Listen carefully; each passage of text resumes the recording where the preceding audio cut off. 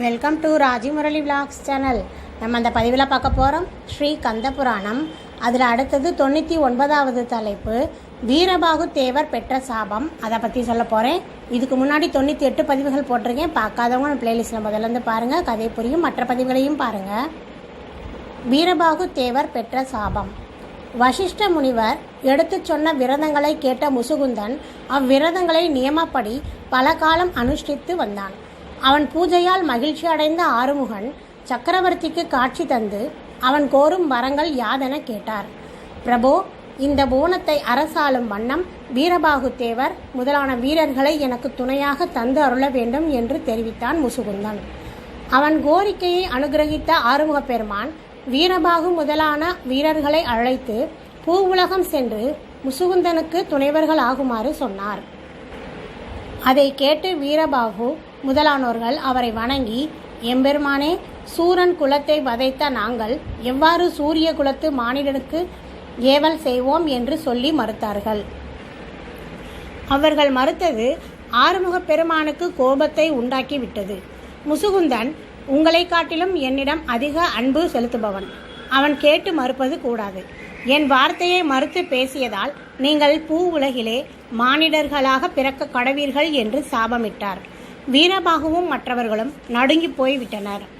அவருடைய திருவடிகளில் விழுந்து வணங்கி தங்கள் குற்றத்தை மன்னிக்குமாறு கதறினர். நீங்கள் நான் கூறியபடி முசுகுந்தனுக்கு துணைவர்களாகி அவன் அரசாட்சியில் உதவி பின்னர் தவம் செய்து என்னை அடையலாம் என்று அருளி மறைந்தார் வேலவன். வீரபாகுவும் அவருடைய வீரர்களும் பூ உலகிலே கருவூர் என்னும் பட்டணத்தில் இருந்து ஆட்சி புரியும் முசுகுந்தனுக்கு உற்ற துணைவர்களாக வந்து சேர்ந்தனர். முசுகுந்தன் அவர்களுக்கு நாடுகளையும் 4 வகை சேனைகளையும் பிற கௌரவங்களையும் அளித்து சேனையில் உயர் பதவிகளில் நியமித்தான். எம்பெருமான் திருவருளால் தேவலோகத்தில் இருந்து ரம்பையர்கள் பூ உலகிலே வந்து பிறந்தார்கள்.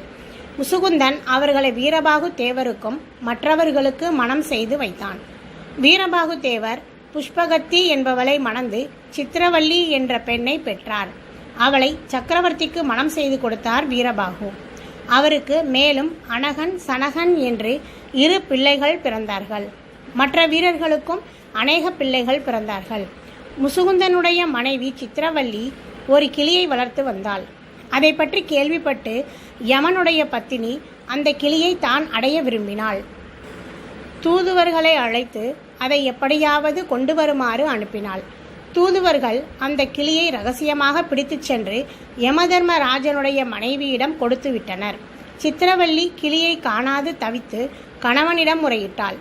அந்த கிளி யமனுடைய அரண்மனையில் இருப்பதை அறிந்த முசுகுந்தன் கிளியை கொண்டு வருமாறு வீரபாகு தேவரை அனுப்பினான். வீரர்களுடன் புறப்பட்டு சென்ற வீரபாகு யமபுரத்தை அடைந்து அவனோடு போரிட்டு தோல்வியுறச் செய்து கிளியை மீட்டு வந்தார். மற்றொரு சமயம் கருவுற்றிருந்த சித்திரவல்லி கனிகளை விரும்பி கேட்க அதை கொண்டு வருமாறு காவலர்களை முசுகுந்தன் மலைநாட்டுக்கு அனுப்பினான்.